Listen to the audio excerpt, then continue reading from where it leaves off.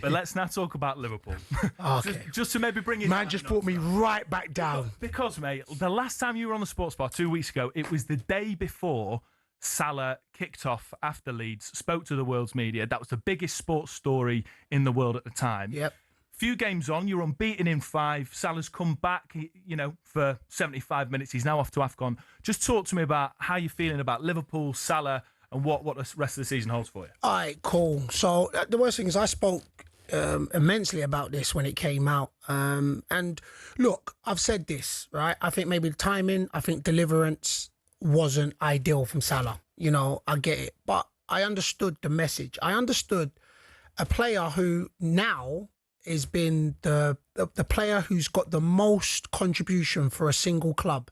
So it was somebody that was frustrated. And I think the narrative for him as a player, and I think that you see certain players come out and said, he wasn't trying to make it personal. And that's why I said maybe he didn't articulate himself the best. He wasn't trying to make it personal. It was a frustration from a person who, for him, he said his output, not talking about this season, his output, his love for Liverpool. And he's like, look, man, it looks like outside looking in, you've tried to say the reason why we're going through turbulence time is because of me. And time again, he felt like, look, I'm proven, and maybe there's players that you'll continue to use to try and get them through this patch. So he came out and said, nah, man, look, play me. I'm frustrated. I don't like sitting on the bench at the best of times.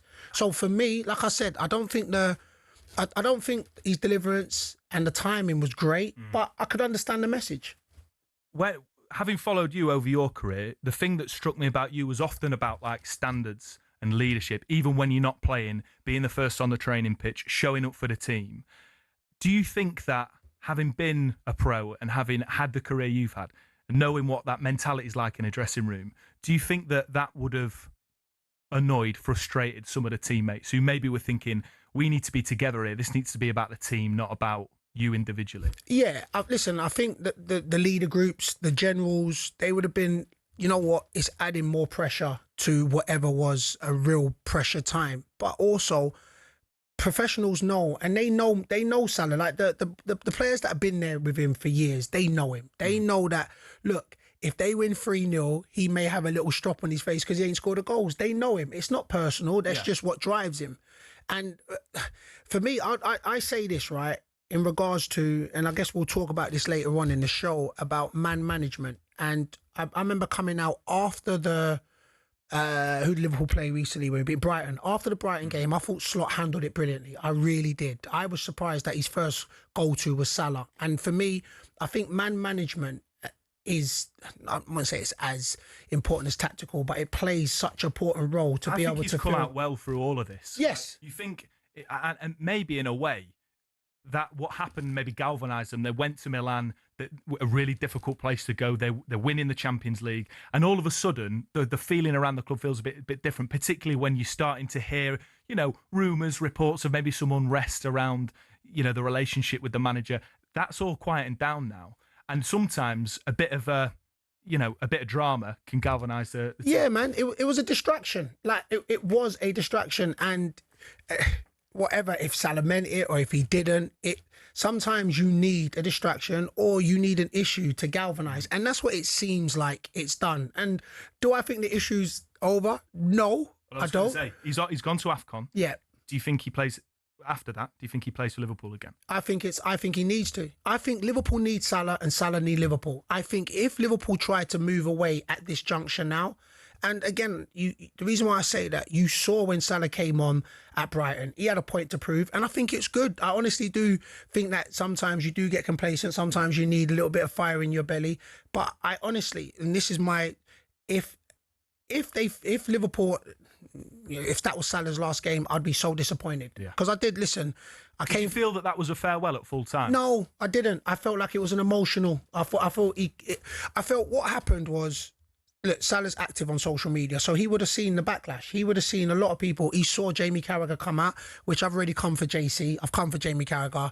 I didn't like what he said. I won't even lie. I felt like you saw there was the way two people handled it that were like Liverpool legends. Jamie Carragher handled it in regards to fuel to the fire, and Stevie Gerrard handled it with, look, they both need each other.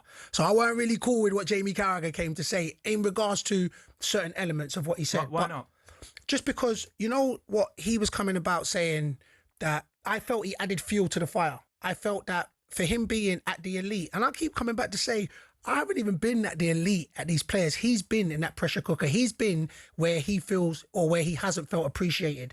And like I've said, I get it. Time, deliverance, or timing and deliverance maybe wasn't great, but can understand the frustration, especially where he can start the sentence by saying, look, Salah's one of Liverpool's greatest players. Yeah. So when you are that and when you have done that output, it does give a little bit to say, no, man, look, I've done this. I've been proven to do this.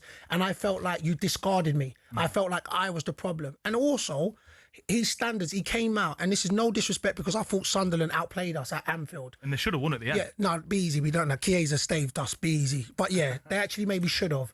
But when Salah's coming out, and he came out and was saying the same thing in regards where, but we shouldn't be drawing at Sunderland and we shouldn't be giving a 2-goal away against Leeds. These are two just newly promoted teams. So that's the standards he set. Not saying that he's played great, but I felt when Jamie Carragher came and then just added that fuel, I just thought it was fuel. Whereas in the same time, it needed to be harmonious. It needed to be like, oh, and he was saying the same thing. So that's what I'm saying. Just come back. I think that when Salah was walking around the pitch and people were calling his name, I felt that he felt the love. Yeah. He felt the love, and I felt it was emotional. So I'm hoping it was more emotional than farewell. Well, hopefully, and maybe that the future's still bright for Mo Salah at Liverpool and for Liverpool, who of course are unbeaten in 5. They've got Spurs at the weekend. Liverpool fans, we want to hear your thoughts. How are you feeling ahead of the game? Spurs fans, is this Thomas Frank's last opportunity to prove himself as the right man for Spurs? Get in touch, 03717 223344. Any Palace fans on the way home? How are you feeling about that draw with Coops? 3 games in 6 days. I think Oliver Glasner's doing amazing things, 11 changes. Get in touch. You're listening to the Sports Bar on talkSPORT.